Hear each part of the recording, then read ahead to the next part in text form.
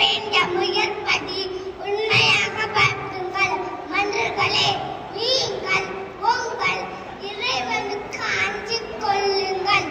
அவன் உங்கள் அனைவரையும் ஓர் ஆன்மாவிலிருந்துதான் படைத்தான். அல்லாஹ்வை அஞ்சுவது என்பது அல்லாஹ்வை பயப்படுவது.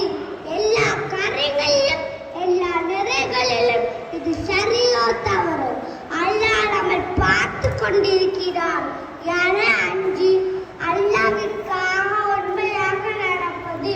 நபி ஸல்லல்லாஹு அலைஹி வஸல்லம் அவர்களிடம் அல்லாஹ்வின் தூதரே, மக்களில் மிகவும் கண்ணியத்துக்குரியவர் யார் என்று கேட்கப்பட்டது.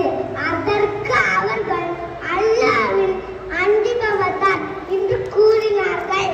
அல்லாஹ்வின் அச்சத்தால் அழுத கண்களை நரக நெருப்பு ஒருபோதும் தீண்டாது.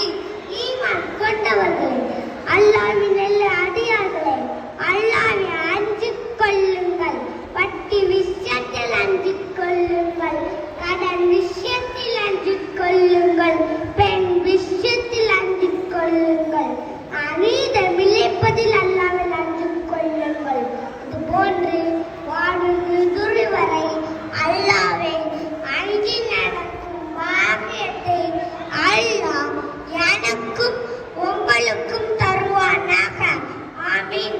வாஹது தகுவானா அல்ஹம்துலில்லாஹி ரப்பில் ஆலமீன். அஸ்ஸலாமு அலைக்கும் வரஹ்மத்துல்லாஹி வபரகாத்துஹு.